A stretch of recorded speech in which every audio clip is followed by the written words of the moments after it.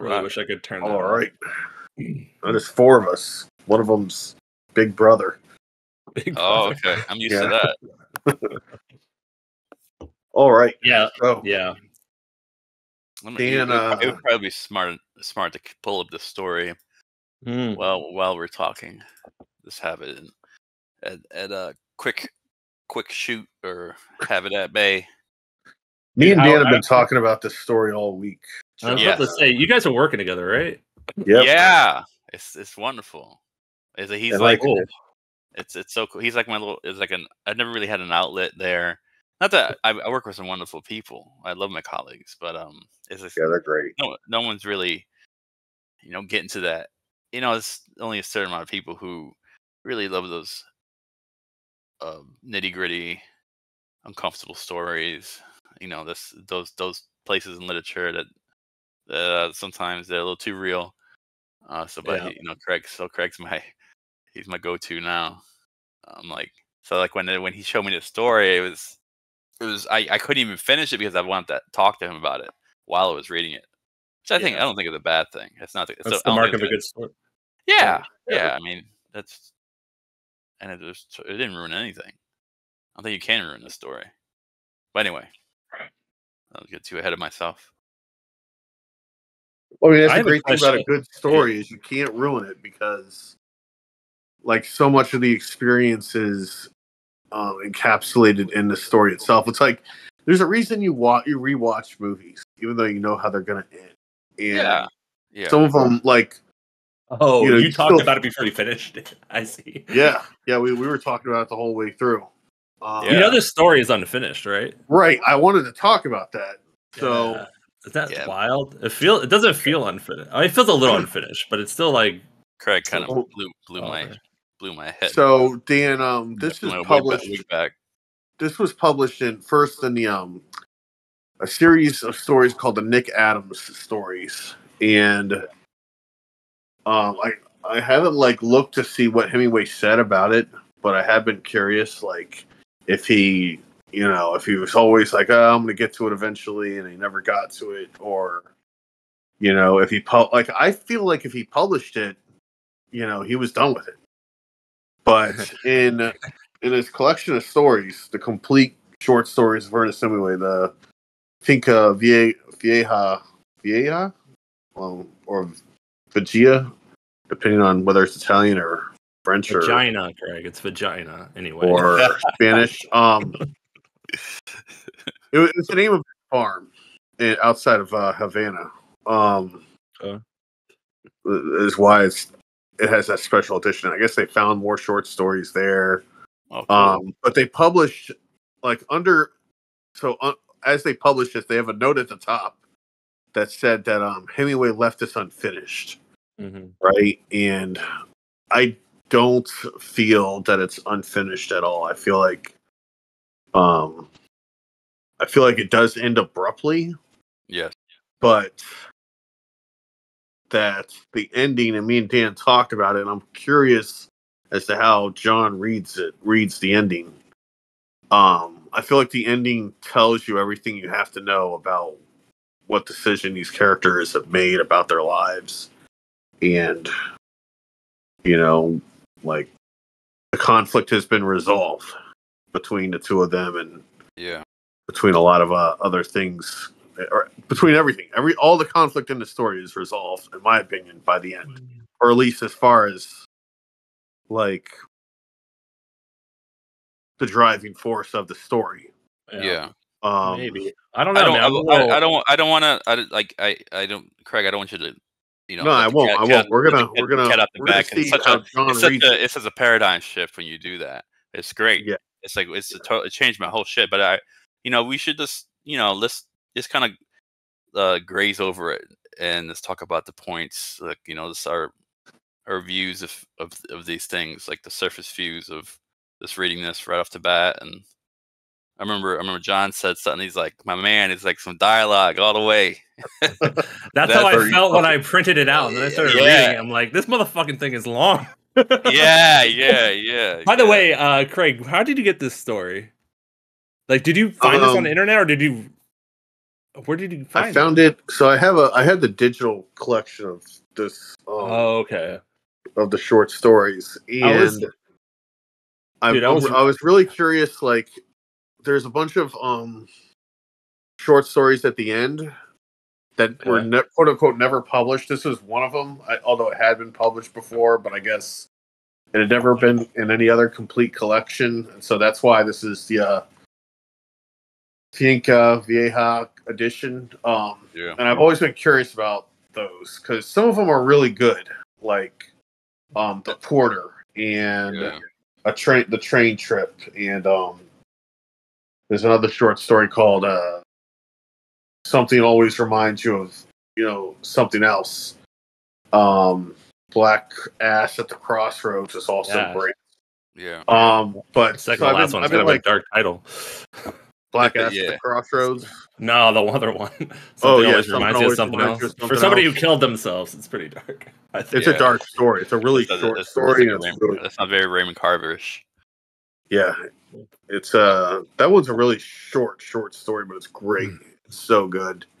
But anyway, I asked you that just because I thought your crazy ass transcribed this from a book or something. I was looking it up. And it's a great job. He did a good job if he did. Only a couple typos here. I copy and pasted it from, but I just I've been like digging through some of his lesser known works.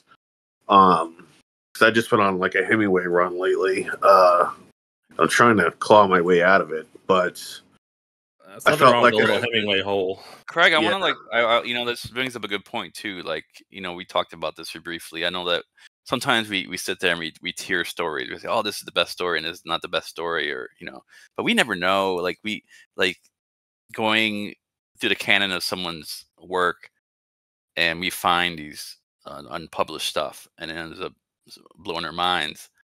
And it's it's not part of the conversation, right? Nobody talks about this. Yeah. So it's like this is just a rule of thumb. Like, I never really like to have a darling a story or some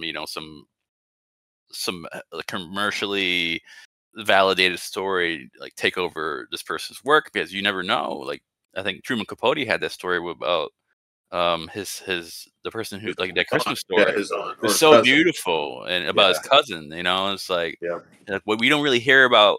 I think we get all you hear about is Breakfast at Tiffany's and exactly. We never get, and I feel like we kind of it's nice that we get blindsided by this unknown story, and we could see it, and it's ours. It's very innocent.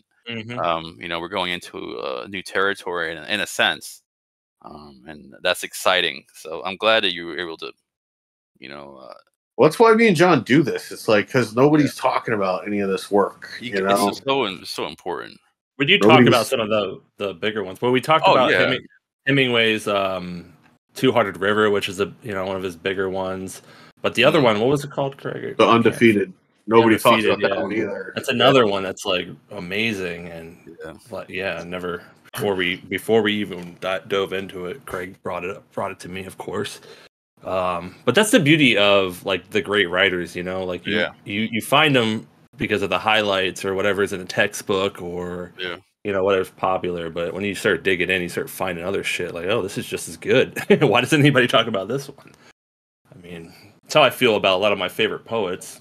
Yeah, John, I want your opinion about like when you first started reading. Like, let's talk about speed.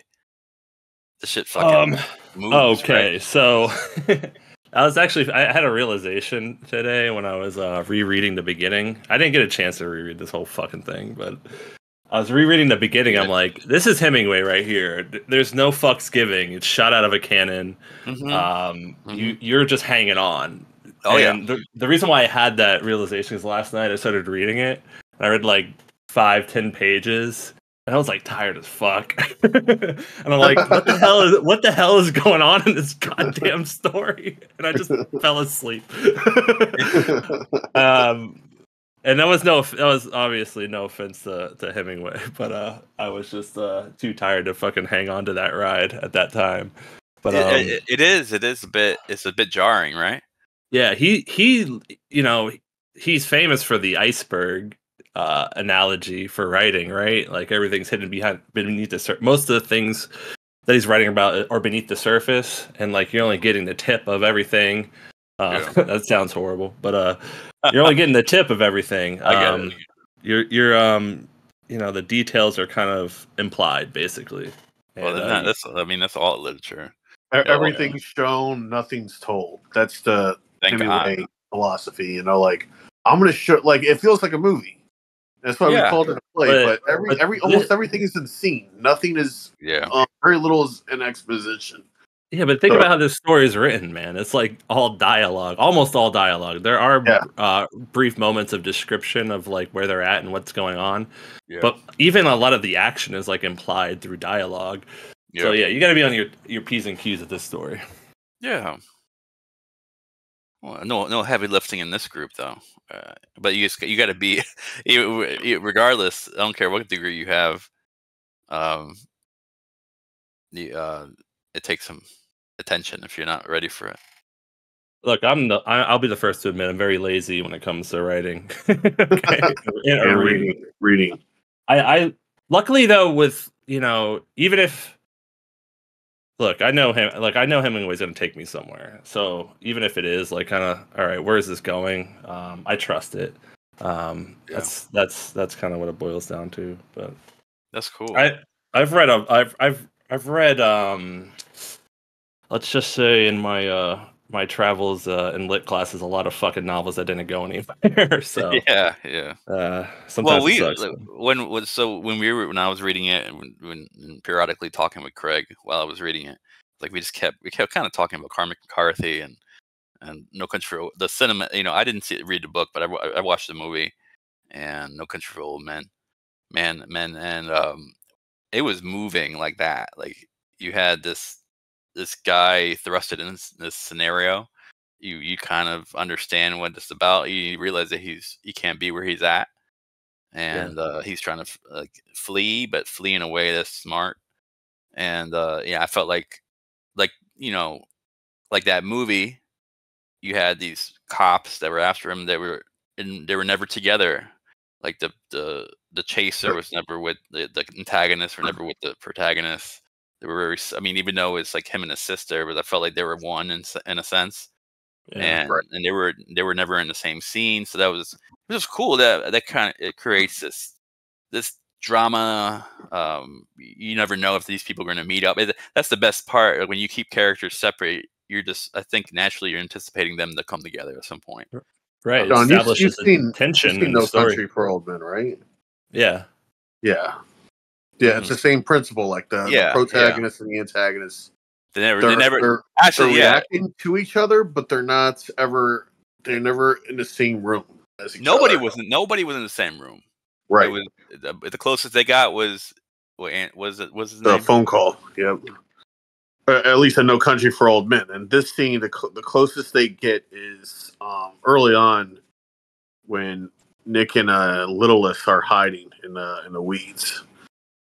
But it's an effective strategy for building tension. It's a very tense short story. Right from the beginning. That the problems are on fire and bad shit's going down. I mean, these two kids running away. So for anyone who's listening, the plot of this story is two kids are running away. One of them, the brother, Nick Adams, has been hunting animals illegally, and the game warden is down to arrest him. He has a warrant for his arrest. His sister hears about it and warns him. I want to say that Nick is maybe like 12 or 13. Littlest is never given really an age, but based on her dialogue, I want to say that she's maybe 10 or 11. Yeah. And they just go on the run. And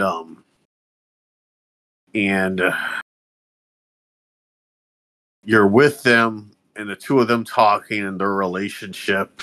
Nick knows this country, and they go into the house while the two game wardens are asleep because they're drunk, waiting for Nick at his own house.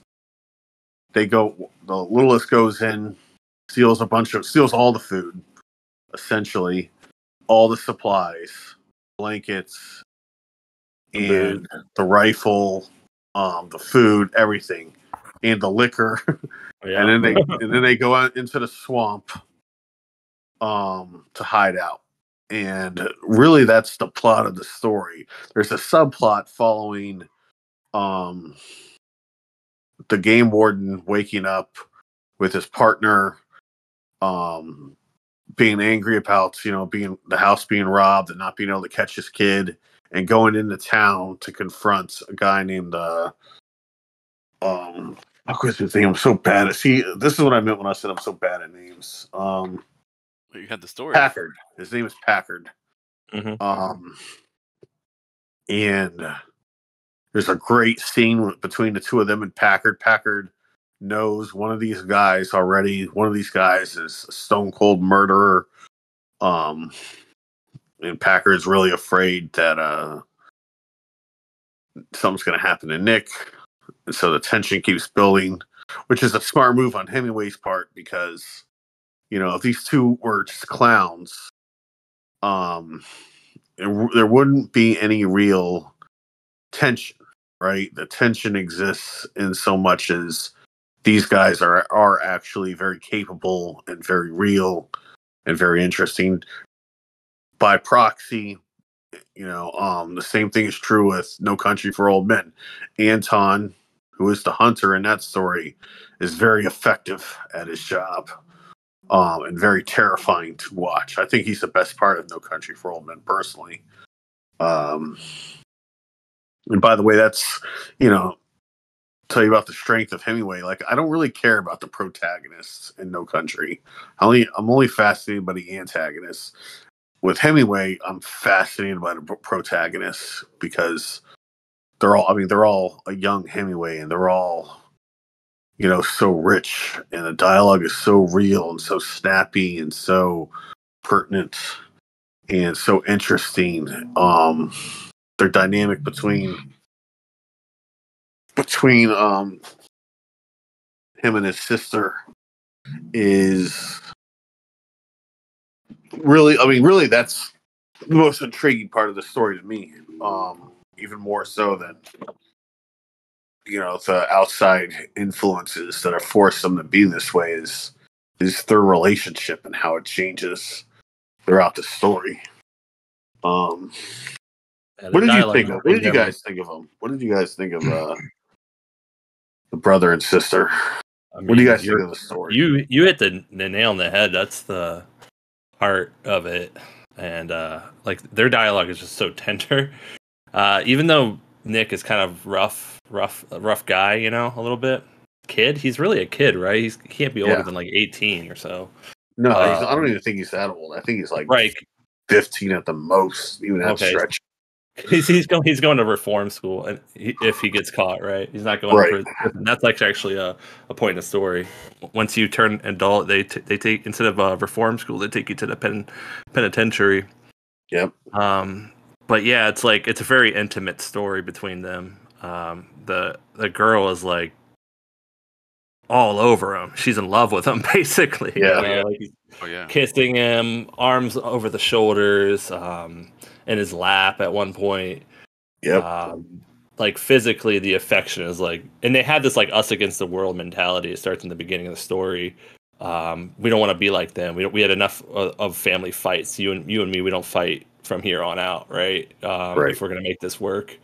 So that's established early on, and that's for me, that's what made this story kind of awesome. I did like the that little middle part with Mr. Packard at the hotel, was it?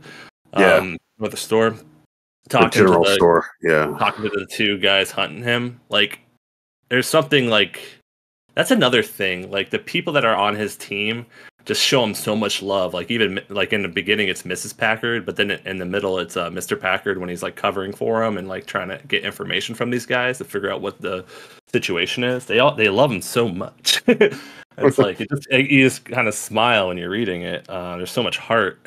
That's kind of what I think. I don't really know how to encapsulate this story though, because I finished it, and I'm waiting for like what's gonna happen, with the game warden and like who else is it? Some other guy. Well, there's the out of town man who's the game warden, and then there's Evans who's I don't know what his official title is, but I know that his son is the one that's been fighting with Nick. And it's been following him around, and it's his son that caught him shooting the buck, and he was trying to learn how to do crease. Like I don't understand. This is probably something else we should have looked up. But what does it mean to crease something with a bullet? You graze it. You graze it. There you go. You graze it. Okay. Yeah. That's like it's almost as a way. Like from what I gathered, it was a way to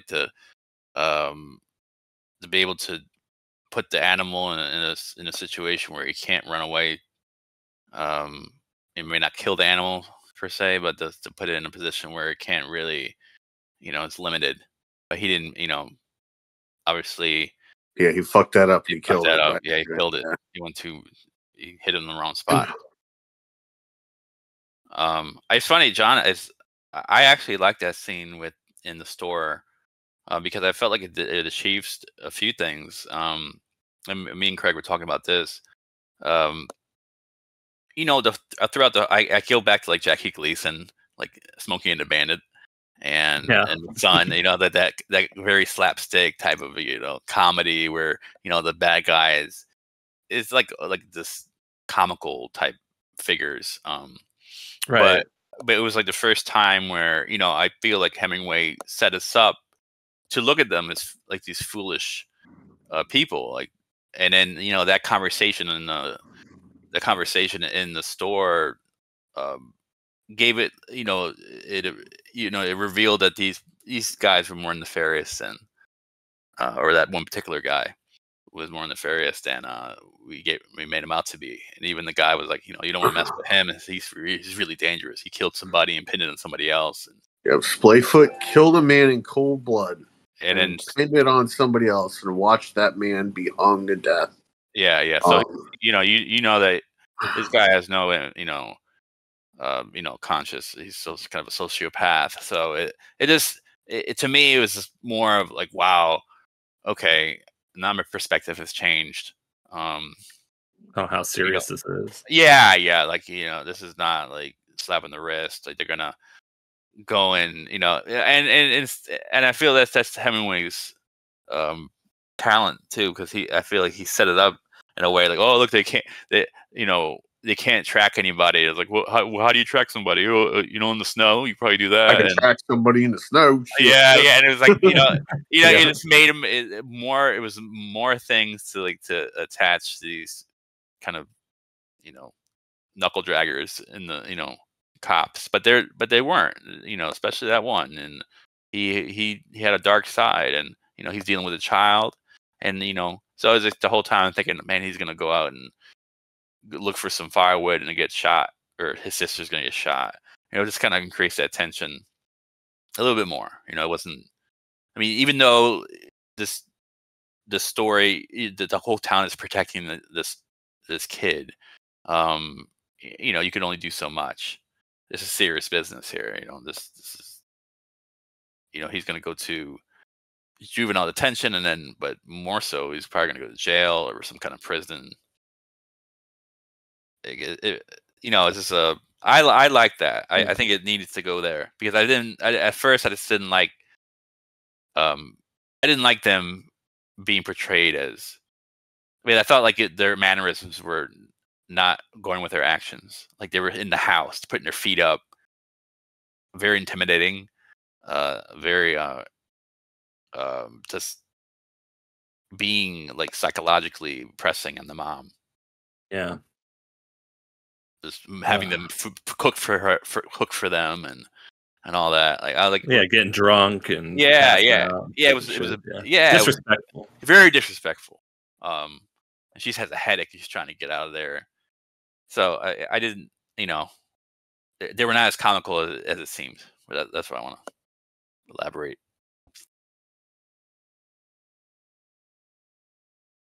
But I also like the way the settings, like the setting was very. He did that in White Elephants too. The setting, like he dipped in the setting very briefly. Yeah, and it was just enough.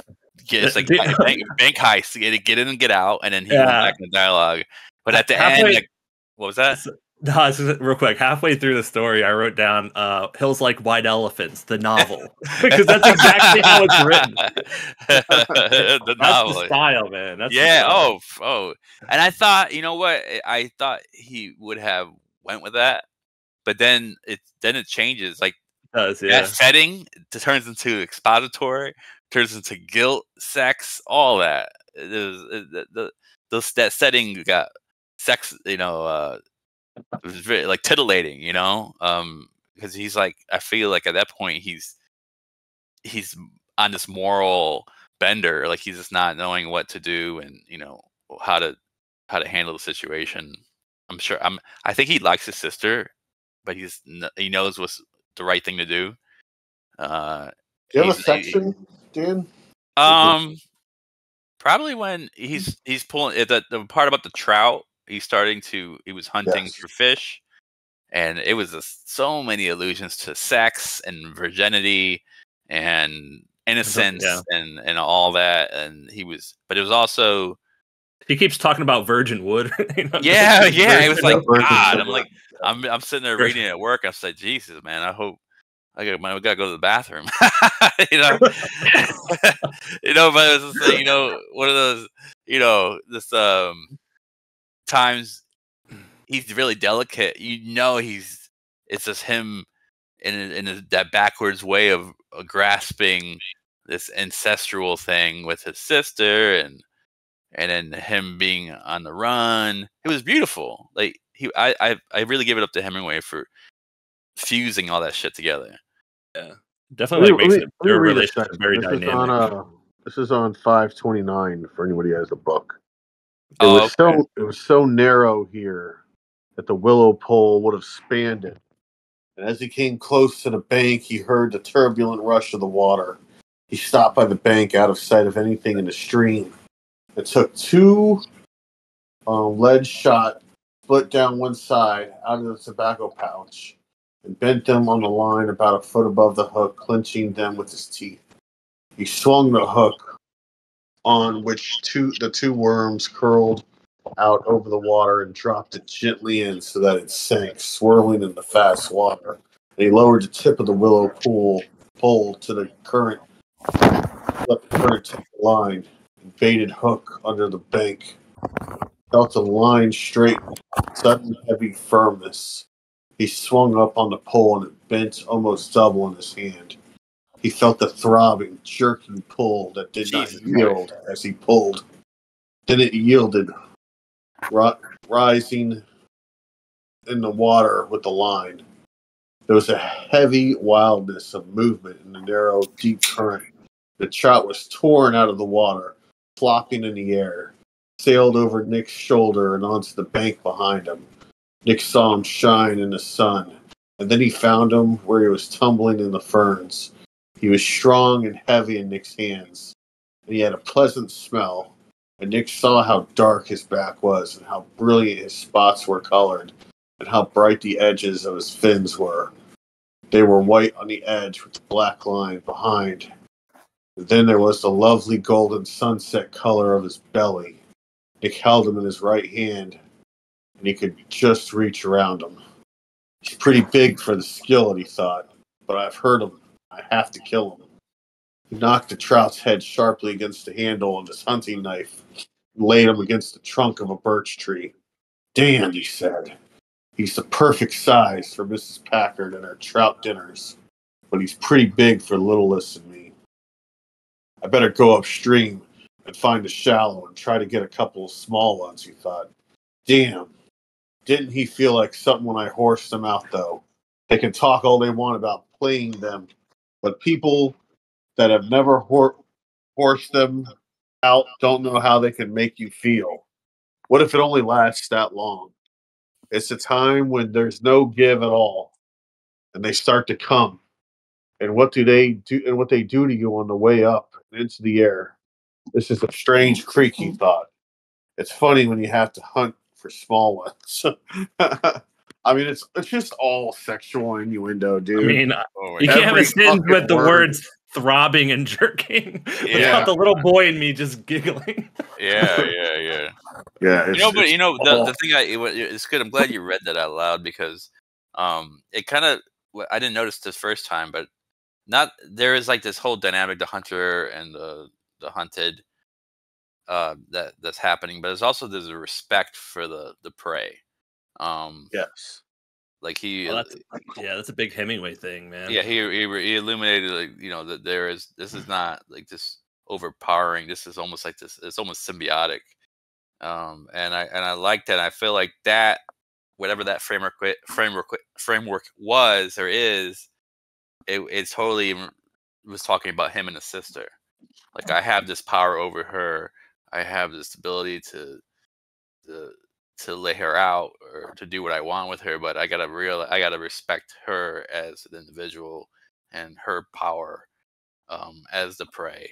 And there is like a mutual like an honor among thieves, like this. Even in the kill, even when I can clearly have the advantage, I still have to respect you, or look at you as this person that deserves respect, or this person that has I have feelings for. So it's a lot of it's just crazy because like setting was so dry in the beginning in a great way. I mean, this is very Hemingway. Like it was like if you look at compare that to the setting in the let me see if the first setting was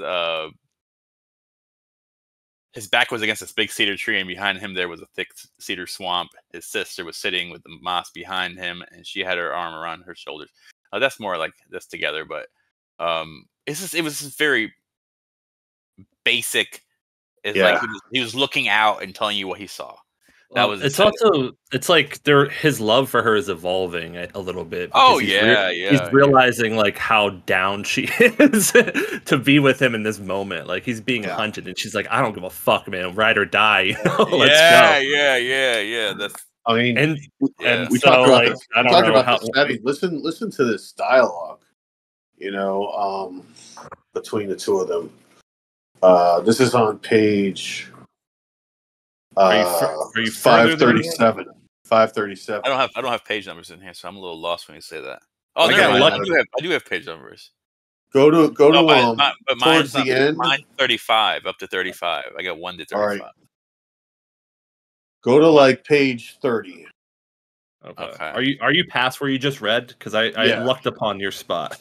I don't have page numbers though. Yeah, just read. We'll get it when you read it at the very least. Look for the line that starts. Prunes taste like a celebration. Okay. Little is said. Think of that. How did you sleep, Nikki? They just woke up. He says, good. Thank you for putting the Mackinaw on me. Wasn't it a lovely night, though? Yes. Did you sleep all night? I'm still asleep, Nikki. Can we stay here always? I don't think so. You'd grow up and have to get married. I'm going to be your wife. I'm going to be married to you anyways. I want to be your common law wife. I read about it in the paper. That's where you read about the unwritten law. Sure, I'm going to be your common law wife under the unwritten law. Can't I, Nikki? No. I will. I'll surprise you. All you have to do is live a certain time as man and wife. I'll get them to count this time now. It's just like homesteading. I won't let you file. You can't help yourself. That's the unwritten law. I've thought it out lots of times. I'll get cards printed. Mrs. Nick Adams, Cross Village, and common law wife. I'll hand these out to a few people openly each year until the time's up. I don't think it would work. I've got another scheme. We'd have a couple of children while I'm a minor. Then you'd have to marry me under the unwritten law. That's not the unwritten law. I get mixed up on it. Anyways, nobody knows yet if it works. It must, she said. Mrs. Thaw is counting on it. But I mean, yeah, dude, she's. Oh yeah, she's down the clown. It's more than that. I mean, she's seducing him half the story. You know. Yeah. Yeah. She's just flat out seducing him. I like it. Craig, what was that part you said? You were like, he goes, "Get the fuck off me." that was a little bit before. Yeah, he was like, "Get off me! Are you kidding me?" Yeah, like, she's just sitting on his lap. I actually wrote like seduction and corruption right here. But who's corrupting who? He's the one. Well, that's the question, isn't it? Yeah. And she asked that too. She's like, well, he doesn't reciprocate. If I'm ruined morally, how can I exercise a good influence on you? You know, so she's already starting to realize the paradox of this stuff. Like, you know, how am I going to keep my brother from killing anybody? She starts thinking about killing him. You know, she starts thinking about, I want to drive a fucking stake into these guys. She throws it out there quick. She's ready to do the worst. And he starts looking at her. He's like, man, she looks like a little feral animal, you know, as she's sleeping. She's cut all of her hair off. Yeah. We're out here in the swamp. You know, she's talking about marrying me. She's sitting on my lap. She's trying to seduce me. Yeah. She's trying to talk about having my kids. You know, she's trying to talk about killing these people. Like, they've been out there 2 days, dude. Wait, John, I think that word is important. John mentioned like reciprocated, and I wrote that I was in a little conversation we had before the podcast. That I think when someone is in love with you, and you have that power over them, but you don't really love them back the same way, like you could essentially do whatever you want with them. Right. And I feel like that's where integrity really. You have to show up with that integrity. You have immense power. What are you going to do with it? Are you gonna like just tell her what you want to do? Like I think at that point he realizes that he could mold her into whatever he wants. But does he want to? Is it worth it? Is it? What life will they have? You know. Well, this is why I think the ending is so great. You know, because and by the way, Hemingway's aware that the reader is getting really uncomfortable, like during these parts, and the reader is also like assuming that the story is going to go in that direction. You know, yeah, and he's kind of playing with you, thinking like trying to, because that's part of why you read. You read to be titillated, but you also read to confront the things inside yourself that you're not willing to talk about. You know, and the truth is, most men in this situation, I think, would, even if it was their sister, at this age in their life, you know, would enact on it. Especially with all this stuff going on in their lives. And then at the end of the day, we're all animals, you know. But he doesn't. He reads to her. And we could talk about what that means in a little bit. But I think that's the answer to that question also. You know, as far as, am I going to be the kind of man that would take advantage of a weaker animal? Oh, of course. But also, it's what one does with power. I always that analogy. If I had the superpower to look through walls, would I like go past a sorority house? You know, would I be like leveraging that power to do those kind of things, or would I say, hey, I know I'm able to do this, but I'm not going to do it? And that's hard. But I think most people would go past a sorority house, or would go, look at three people's, be a peeping Tom, or looking at people getting dressed and all that. Yeah, but this is his sister, man. This poem, this story reminds me of that poem by Philip Levine called "Listen Carefully." It's a very similar like situation. Basically, he is the older brother. The girl is younger. She's like mentally not quite on his level. It's not quite clear where it is. But the culmination is, reader, you think something happened, don't you? You think I took advantage of my sister, but fuck you. I would never do that. I love her. Yeah. That's basically the climax of that poem. Well, and I think it's similar. Yeah. But the fact that he's writing about it obviously means there was means that he wasn't so innocent that he wasn't aware of the thing. Is it a stretch to say that he was entertaining it? Yeah, no, I don't think that's a stretch at all. I'm not sure. Like, I would say he wasn't, to be honest. With Hemingway, I kind of agree with John. Like I think it was this. Whatever was going on in his head was happening when he was cunting. Like those things were merging. Right. It's off the page. Obviously, it's off the page. But like the way he's describing things puts it in the reader's head. So Hemingway's like kind of being real fucking tricky here, you know? Like, we don't know what Nick is thinking. It's never said. It's just all this like fucking evidence is like piling on, and you're like, what the fuck is going on? What's going to happen? Like how Craig was kind of painting the picture. But does he actually like say, oh, this is a thing I might actually do? I don't know, man. Dude, I mean, look at Craig. If you could look at every instance of the story, he actually did not. He shuts her down through most. He kicks her off her lap. She starts talking about marriage, and he's like, "No, we can't do that." He's not saying, "Yeah, that would actually work." That whole passage that Craig read, he's not agreeing with her. He goes, "I don't think so." He's definitely not. I'm saying, like, I'm not saying this character would do that. I'm just saying that this is a situation most men would. Oh, he's still a man. That's the beautiful. When you're on a precipice of moral dilemma here, right? You know, he is. I mean, the fact that we won't do it doesn't mean that he. I wouldn't. Entertaining would be maybe a strong word. Maybe he's not ignoring the vibes. He's not ignoring the pheromones that are rushing past. You know, I mean, this is again why I think that ending is so foretelling of so many different things. So you have to ask yourself, like, what does it mean that he let his sister come along with him in the first place? You know what I mean? When Mrs. Packard is telling him you got to send her home, and even him at the beginning, he's like, I got to send. You can't come with me.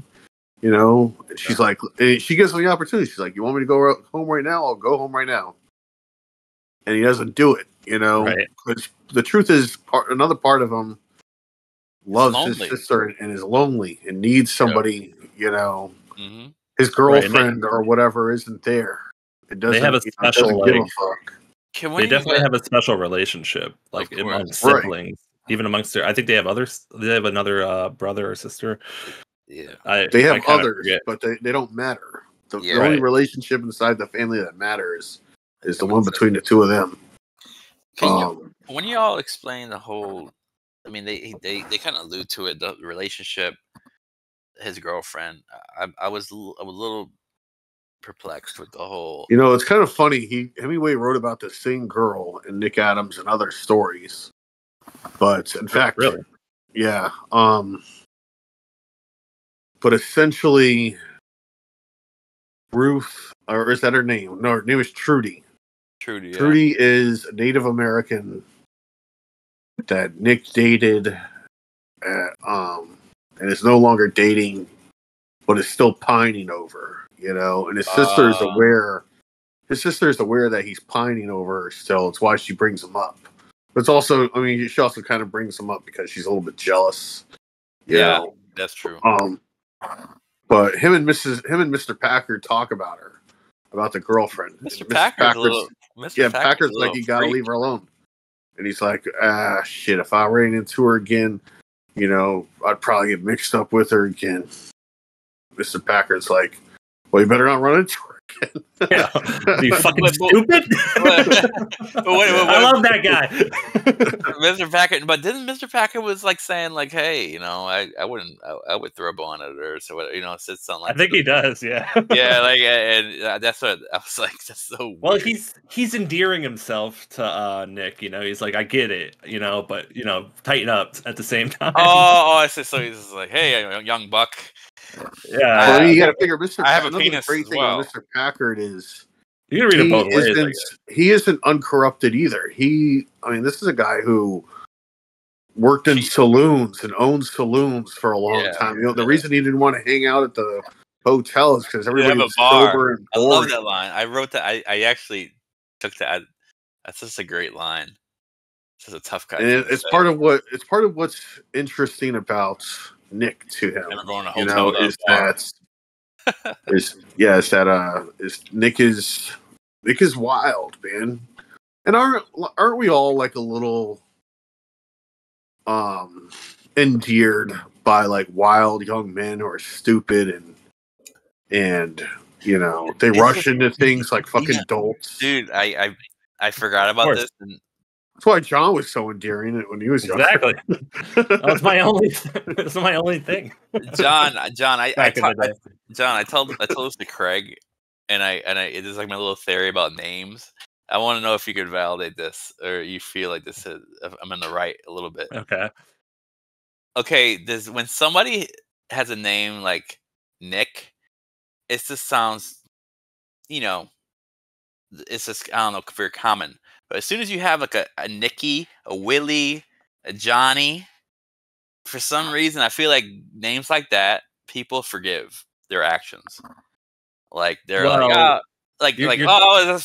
Willie. Oh, that's Johnny. He's crazy, Johnny. You know, he'll do whatever he wants. And I feel like that the name Nicky, it adds like this like very kind of playfulness. Yeah, you're infantilizing it. You're like, you're making it. It's just a little kid, like Nicky. Remember him? Yeah, he was just a kid 10 years ago. And I felt like now he's fucking killing deers. The whole story was like, hey, Nicky, man, he's just trying to get a little money. Don't get mad at Nick. He's a good guy. But for some reason, if it was Nick or Jack or somebody else, I think that it would be harder. So I really give it up to Hemingway for leaning in that dynamic where you have this playful name, and I do feel that people with names like that get away, like they get the benefit of the doubt. And that's how I felt like the whole story. Like I've met so many drunk Willies in my life, and they equally get forgiven, and Willie this. Or Johnny. Johnny's perfect. Johnny was like in every bikesploitation flick in the 60s, and the quintessential badass Johnny. Oh, Johnny, Johnny killed 2 people. Who cares? He's here. He's all right. He did his time. Leave him alone. And Nick's in the mafia for sure with the stuff with the Packards, and his family. Yeah. Mm-hmm. He's definitely in the mafia. He's getting like he has all these connections. I don't understand really why. Well, you know what? The Packards are kind of they're criminals too in a way. Doesn't he sell like the meat that he's getting hunted for, like the deer he killed? All these people are buying from him. Yeah. So he's basically he's on his way to smuggling, kilos and shit. Oh, you think this is like it's foreshadowing a criminal like Nicky's gonna be like running coke? Fucking Nicky. Fucking Nicky running coke again. I know. Hey, what are you gonna do? It's in his blood. Literally. He's pushing coke in Long Island. Who cares? He's been doing it since he was 4. Yeah. Fucking Nicky, dude. I kind of like that reading. It's funny, dude. Yeah. Definitely makes the story light feeling. But you know what? His sister always calls him Nicky. I wonder if that's like, well, I mean, it's his sister, I guess. I said something about Nicky is this embedded rebellion in it. It's embedded almost forgiveness. I keep thinking. I always go back to that word, Craig. Was that Tarantino word? Subvert. Yeah, the name Nicky is this, able subversion. Subversion of the reader. You're starting to appeal to you kind of forget that he's a criminal. You kind of forget that he's doing bad shit. It's kind of like an absolving him of a lot of it. His capability also. Yeah. I mean, really. Another reason another great thing about another book that I like to give when I give people No Country for Old Men, I give them First Blood. Rambo. That was I always give them those two because they're both great, like wilderness novels. Yeah. Wilderness scenes. I should give them this also. So a bunch of a collection of wilderness short stories. David Morrell. Yep, David Morrell. And what Morrell and Hemingway are really fucking good at is getting the reader to root for the protagonist. So many movies like that's what you mean root for the antagonist, you mean? Well, who's the no. Well, I mean, I guess it depends on who you call the antagonist or the protagonist. Yeah. I consider Rambo the protagonist in First Blood, although you're probably right. It's probably the sheriff who's supposed to be the protagonist. Or maybe they're both. Maybe they're both protagonists. I'm for some reason I'm associating protagonist with benevolence. And I don't think that's fair, though. I think I know it's not. It's not fair at all. No, I'm in your camp, but I'm saying like for the common reader, I feel like Rambo was kind of the badass. Like he was doing things that he's been unorthodox about. Anti-hero, maybe. It's kind of like an anti-hero, like a protagonist who's morally ambiguous. I mean, dude, in the book, First Blood, Rambo is a fucking serial killer, dude. he kills people with a rifle instead of a knife. I've never read that book. I saw the movie when I was 5, all right, and I shouldn't have been watching that motherfucking movie. Dude. It was just fuck, shit, blood everywhere. Yes. Listen, throw that movie in the trash and go get yourself a copy of First Blood. It is fucking. It's insane what David Morrell is able to make you a new father. First Blood. He's trying to get into the sensitive side. Oh, I've been in it too long, man. I need some First Blood. I need some First Blood. Fuck this. Let's do this. Laura's gonna be like, why when you get a bullet belt? I got headphones. I got a phone. We good. Yeah, my point is, you shouldn't be rooting for Rambo. That book. No, you shouldn't be rooting for him. Yeah. But you do because what sets him up on this journey is the fascist fucking governments that he served, and he fought for, taking a big fucking shit on him. They won't let him live in any town because he has a beard, because he looks like a hobo. He's a damaged case. But at the same time, you do root for him. You root for fucking Rambo, and you root for Nick Adams, even though they're both criminals, even though they both are anti-system. They are totally anti-system. 100%. I love that about that was one of the dynamics I loved about the story, where everybody was on roads and he was in the woods. He wasn't looking at roads. I was telling Craig that when you skateboard, you look at the world differently. 100%. You look at the a downward some kind of a ledge as something to grind on, and or any like something as a ramp. That's actually, to somebody it's as a structure, some architectural thing, and to you it's like, oh wow, I could do this. And I feel like he was able to when you look at the world as a fugitive, you look for you look for the wilderness. Inconspicuous existence. You look for places off the beaten trail. Mm-hmm. Roads are your enemy. I really think that was great that these people were trying to track him down, and they were not in that mindset, so it made him somewhat invisible. It did. But my point is, it's also like the framing of the situation and the dynamic with his sister make you root for Nick. You root for him. This story, I want him to win. These two assholes. The whole town roots for him. Yeah, the whole town. Fuck, man. And these two guys who are living in his house, eating his food. One of them's a murderer. They're both drunks and kind of dumb. Like you root against them, even though they're the law. cops, they're the authority. Yeah. And I think that's also part of Hemingway's brilliance, is making you fall in love with a protagonist, or whatever you want to call them, the main characters, the anti-hero.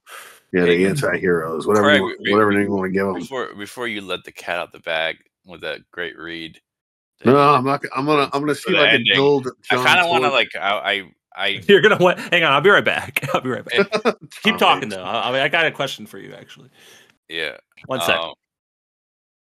I kind of want to go over these poetic lines. I didn't really elaborate on this, but there were so many lines that were these very terse sections that I loved. I highlighted, or I bold-faced them.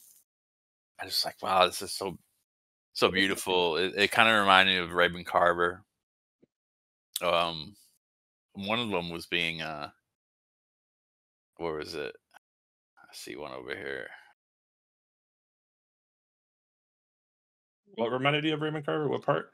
There was a couple spots, like these very poetic, and I know I'm not as grounded in poetry as you guys, but I felt like they were so deep. Oh, dude, Hemingway has so much poetry. Yeah, and it's like I particularly love this line. I don't know if you would. I want to get your take on it. Really love to get your read on it. I saw, for me, it's page. It's 12. It says, he goes, it says, and you weren't afraid? And it says, no, but I always feel strange, like the way I ought to feel in a church. A church, yeah. I was like, oh my God. It really paints the forest, because I think everybody kind of knows that feeling. Like it's reverence, I guess, is what he's saying. He feels reverence for this untouched.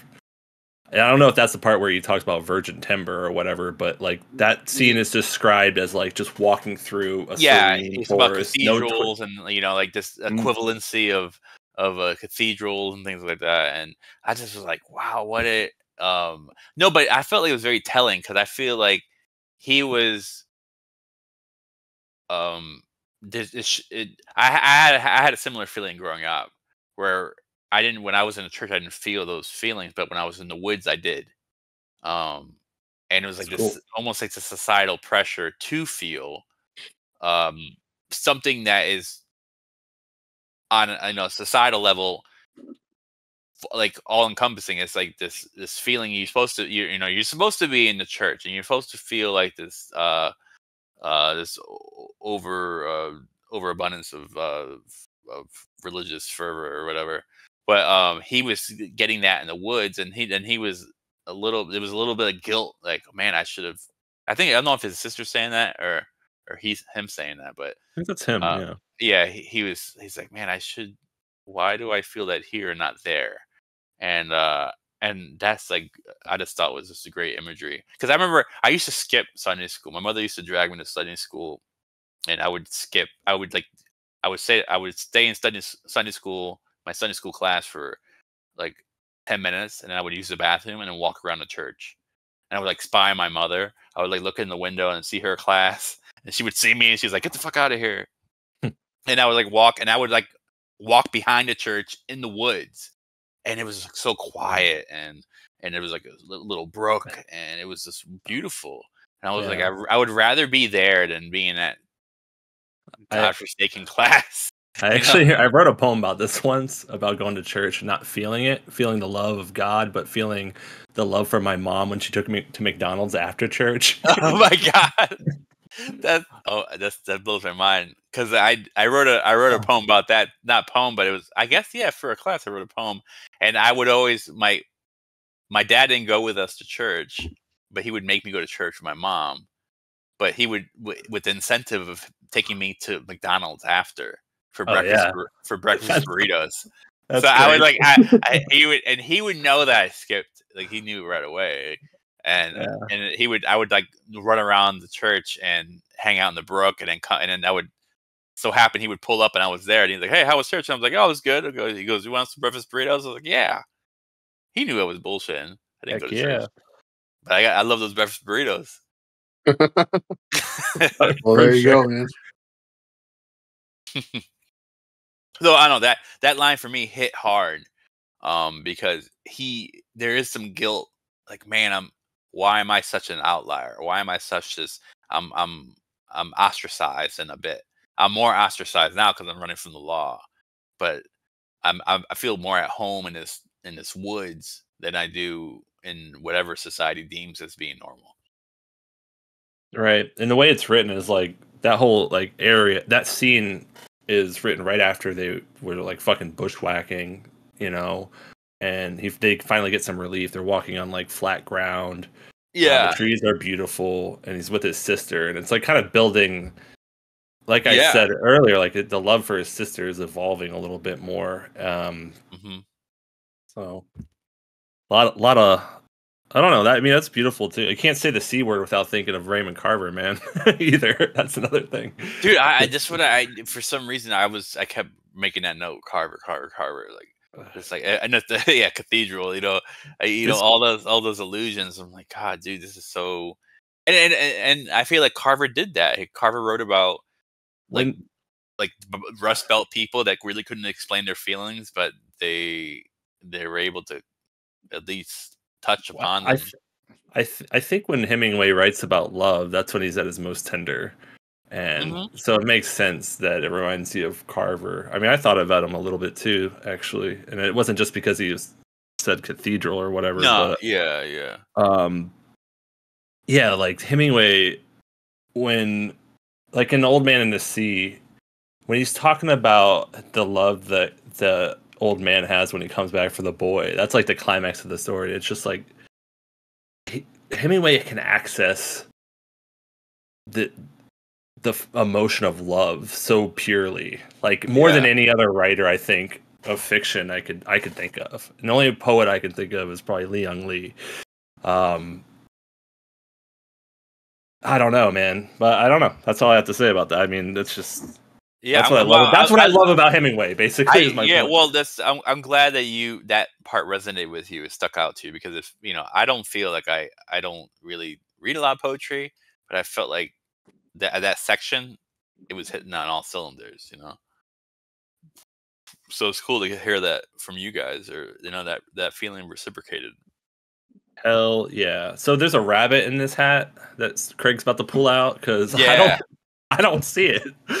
Yeah, dude, I didn't see it either. Craig fucking blew my mind with this one. My question for Craig, and this might go like into that, but my question for you guys, the fiction guys, more or less, right? So, if this, look, what's the climax of this story? Please tell me. What do you think the climax of this story is? Well, I think Craig could answer that. The climax of this story is when he's coming back from fishing, and he's imagining that he's seeing the kid everywhere. Yeah. And he's terrified. And he's terrified of whether the kid knows about the spot, what he's going to do when he sees the kid. Is he going to shoot him? What's going to happen after he shoots him? If the kid's going to kill them in the middle of the night. I mean, we could read that section if you want. It's a great section. I want you to explain it, Craig, because I think that it kind of hits you harder when you explain it. It's because it's vague as its own. We both agree that we were looking for the next page at the end of that story. Me and John, at least. But this is right after he was hunting and he killed those. I'm sorry, he wasn't fishing; he was hunting, and he killed the. I'm seeing it now when you said that, because obviously that's a big, like, he changes. Why does he change? Because he's afraid what he's gained with his sister might be ruined, right? Like, he's afraid. Like, she actually says that she would love to just be out there forever with him, alone. Right. But this existential threat, or I guess it's not so existential. Well, I guess I don't know. However you take that word, but it's coming, to upset this little like reprieve, I guess they both have from the world. Utopia. Yeah, it's a little utopia. Yeah, so they go out into the woods and they are afraid that they're not going to have enough food. But it turns out there's tons of food. There's fish. There's where they shooting birds, partridges. They have everything they need out there. Basically, they're at a river. They have water. They can make fire. They have each other. At the end of the day, it's a love story. Yeah. So hang on. This is towards the end. He says, "You stay here," Nick told his sister. "I'm going to have a look beyond."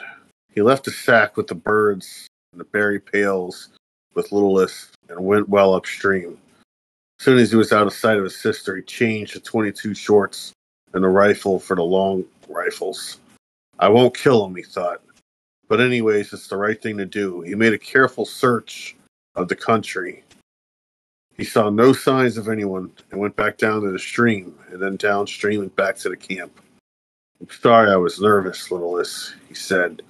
"We might as well have a good lunch, and we won't have to worry about a fire showing at night." "I'm worried now too," she said. "Don't you be worried. It's just like it was before. But he drove us from getting the berries without him even being here." "I know, but he's not here. Maybe never even been to this creek ever. Maybe we'll never see him again. He makes me scared, Nicky. Worse when he's not here than when he's here." "I know, but there isn't any use being scared. What are we going to do?" "Well, we better wait to cook until night." "Why did you change?" "He won't be around here at night. He can't come through the swamp in the dark. We don't have to worry about him early in the morning. We don't have to worry about him early in the mornings and late in the evening, nor in the dark. We'll have to be like the deer and only be out then. We'll lay up in the daytime. Maybe he'll never come. Sure, maybe. But I can stay, though, can't I? I ought to get you home." "No, please, Nicky. Who's going to keep you from killing him, then?" "Listen, Littlest, don't you ever talk about killing. Remember, I never talked about killing. There isn't any killing ever going to be any. True? True. So glad. Don't even be that. Nobody ever talked about it. All right. I never thought about it nor spoke about it. Me either, of course. You didn't. I never even thought about it." "No," he thought. "You never even thought about it. Only all day and all night. But you mustn't think about it in front of her, because she could feel it. Because she is your sister, and you love each other. Are you hungry, Littlest?" "It's not really. Eat some of the hard chocolate, and I'll get some fresh water from the spring. I don't have to have anything." And then, when he comes back, so I think that was like the emotional climax that happens after the action climax. And the denouement is him coming back and deciding to read to her. Yeah. Right? That's how it ends. He's going to read Wuthering Heights to her. "We'll take it easy. I'll read Wuthering Heights. Is it too old to read out loud to me?" "No." He says, "Will you read it?" He says, "Sure." Now the question is, what does that mean? What does it mean that he read to her at the end? What does it mean that he's reading to her at all? He's letting go of his fear, I think, a little bit there. All right, which means what? I've let go of my fear of this guy that's hunting us. Why? As Biggie would say, he's ready to die, man. I guess. Come on. Is he going to let his sister die, John? Of course not. Okay, so what was he like? What if that's the fear and he's not afraid anymore? Then what has he decided?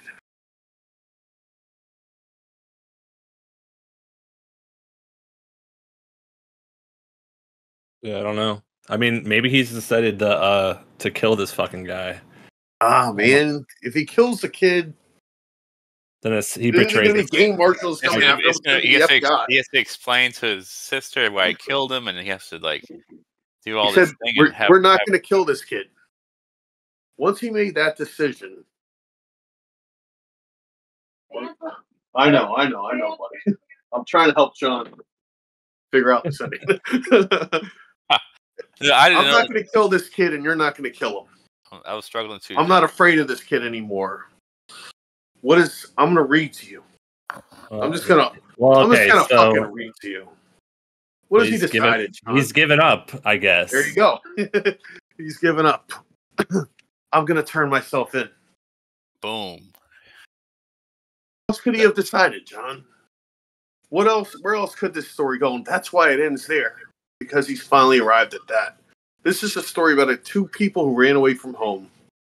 That's brilliant, man. Because that's fucking. Anybody like I looked up this story, and it's like, oh, he gave up this story to go write Garden of Eden, but with that explanation, it makes perfect sense that no, he just ended the story. He's like, I don't need to write this anymore. It's obvious what happens next. It wasn't obvious to me though. It wasn't obvious to me either. But it's a great read of the story. It's a fucking incredible read. Oh my god, it changes everything. And you know what? It changes everything because Hemingway is such a cosplay tough guy. Right, and it's like his love for his sister has changed him so much. I'm not going to run anymore. Yeah, it's like the most least masculine ending you could ever ask for, which is like contradiction of Hemingway in a sense. Right, Nick's whole life just opens up. He's like, why would I get in a shootout? Why would I keep running? Because eventually I'm going to lose her. Like, even if we get out of this, she's going to change. She's not going to be this little girl anymore. I'm going to turn her one into, day, and she's already acting like a she cuts her hair. She's like this pixie, and she wants to sit on his lap, and she's kind of like talking about often poisoning people. Like it's only been 2 days, right? She's already having murderous thoughts. She even with the partridge, she's like, no, don't kill it. And then after he decides not to kill it, she's like, oh, those birds are fucking dumb. And she just grabs the other dead birds. Yeah, man, it's a lot of that's a heavy decision on his end. He's just like, what else am I gonna do? This is it's the only noble decision to be made, honestly. He discovers nobility. I'm going to do something noble, and I'm going to turn myself in. But before I do that, I'm going to read to her a little bit. Yeah. So she has something to remember me by. That I was a big brother. And John, I told Craig this. There was a reason for Wuthering Heights, too, because Wuthering Heights is probably one of the most violent, grief-stricken books in the world. Yes, it's a revenge fantasy novel. It is. I'm baffled by the fact that it's always paired up with Pride and Prejudice and things like that. Because I think it's one of the most insane, vengeful books in existence. And I feel like in Heathcliff, the character in that, his hate knew no bounds. Like he was ready to, impregnate his sister-in-law to produce kids so he could make her kids feel like to torment their kids for the rest of their life. It was never that book ended because there was nothing else that he could have done to make his evil more evil. And I felt like that's why he picked Wuthering Heights, because at that point Nick was realizing that his sister's emotionally ready to hear it. Yeah, it's like I don't think he was ready to tell her. I don't think he was ready. I think that he knew it. I don't think he's going to reveal it. If this story went on, I don't think he would have told her what they were doing. He probably would have been like, "Yeah, let's go this way," and oh, cool. Oh yeah, we should do this shortcut. Oh, this is why am I starting to see things in town? I don't know. It's just, and then I think he would lay it on her. Once they got there, she'll read it. Yeah. All right, guys. Hey, I gotta go, but you can keep the conversation rolling. Sounds great. No, you're good, man. Be real quick. What do you want to? How do you want to? I'm not going to be available on next Friday. I'm gonna be out of town. No, we'll do it. We'll do it the week after or something. A couple weeks. You're welcome to join. Oh yeah, man, this was a good time. Hell yeah, let's do it again, man. Oh, that was fun. All right, guys. I love you guys. All right, I'll talk soon. Hey, love you back, man. Take care, guys. Bye.